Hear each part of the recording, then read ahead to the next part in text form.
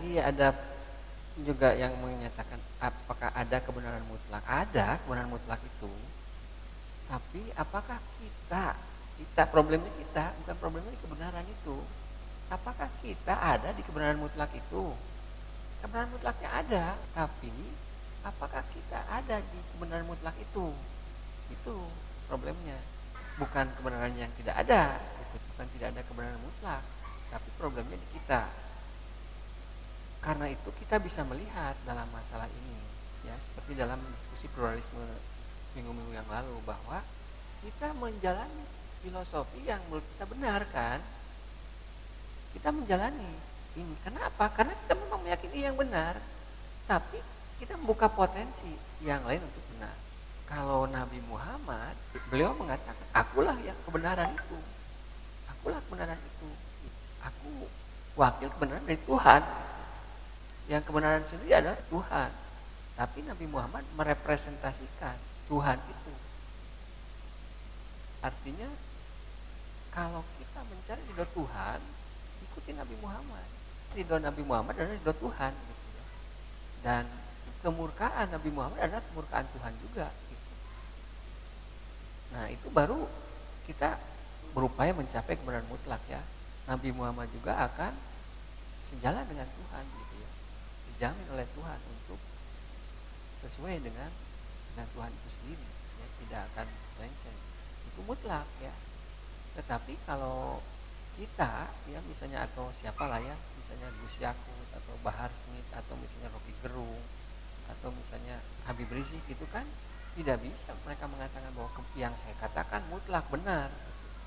Saya mendukung lalu mutlak ini Gus Yakut misalnya saya mendukung ini sepenuhnya pasti benar, nggak bisa. Tapi kalau Nabi Muhammad kan tidak begitu. Nabi Muhammad mengatakan kalau Anda tidak perang berarti Anda salah gitu. Ini kita harus perang. Kalau Nabi Muhammad mengatakan kita harus perang, maka itu wajib. Kita harus mendukung apa yang disampaikan oleh Nabi Muhammad. Lalu kata Nabi Muhammad misalnya apa? Anda mencari keridhaan Tuhan harus sholat gitu ya. Ya kita ikuti. Jangan menggunakan cara-cara sendiri, misalnya menyepi di gunung, misalnya atau apa gitu ya, atau apalah ya cara-cara yang misalnya menurut gue sendiri gitu ya, menurut saya begini mendekatkan daripada Tuhan. Tidak, kata Nabi Muhammad, aku ini representasi Tuhan. Aku beribadah kepada Tuhan yang diridhoi Tuhan tuh begini, bukan dengan cara yang lain-lain. Misalnya dengan cara puasa.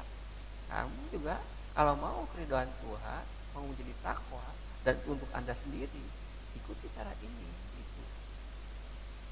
Jadi kebenaran mutlak itu ada, ya problemnya bukan di kebenarannya, problemnya di kitanya gitu.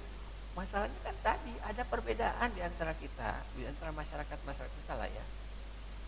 Masyarakat misalnya Anda pendukung lah ya, pendukung A. Problemnya di masyarakat itu ada pendukung B gitu.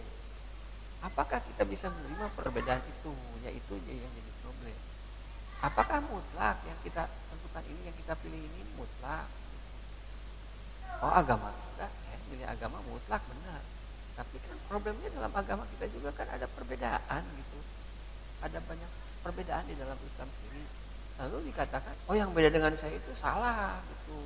Oh nggak bisa, Anda harus ikut saya. Nah itu jadi problem ketika Anda mengatakan yang saya itu mutlak benar. Itu akan jadi problem. Itu seperti itu. Perkara misalnya tadi ada bayi dari tanah gitu kan, kita bisa terima kebenarannya.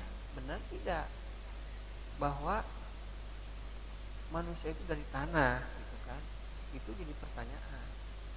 Faktanya apa? Kan ada unsur tanahnya dalam diri kita yang kembali lagi ke tanah gitu. Hancur jadi tanah lagi. Ada tanah, ada air, ada udara, ada cahaya, ada api. Tanah itu ya daging kita tanah, tapi airnya apa? Darah kita yang mengalir seperti sungai. Lalu udara, kita bernapas dengan udara. Cahaya, ruh kita katanya cahaya itu. Unsur kita juga bukan hanya tanah saja, tapi juga ada unsur cahayanya. Yaitu cahayanya itu adalah ruh. Dan ada unsur api. Unsur api itu katanya perut. Perut kita itu katanya api, unsur api. Apa benar? Perut kita itu ada pembakaran, ada semacam api yang seperti itu. Lalu tadi dikatakan juga misalnya kalau biologi berarti kan dari sperma apa itu kan tidak bertentangan sebenarnya. Lalu apa yang bisa diganggu gugat, yang tidak bisa diganggu gugat, apa tidak tahu. Apa yang bisa diganggu gugat dan apa yang tidak bisa diganggu gugat. Menurut Anda apa? Bagaimana mungkin? Begini aja lah. Kan Anies ini, di belakang Anies ini kelompok-kelompok intoleran semua.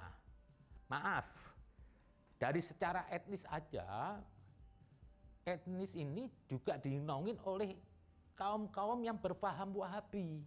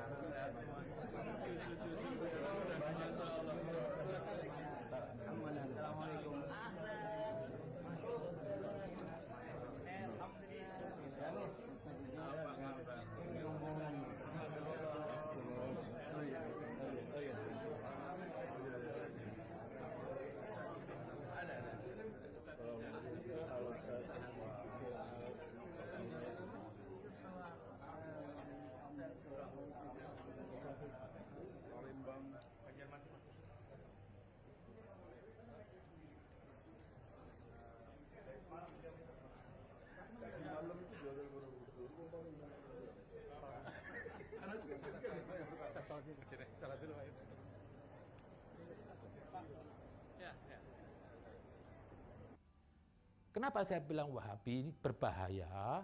Karena di penjuru dunia, gerakan teroris itu semua dilakukan oleh kaum Wahabi.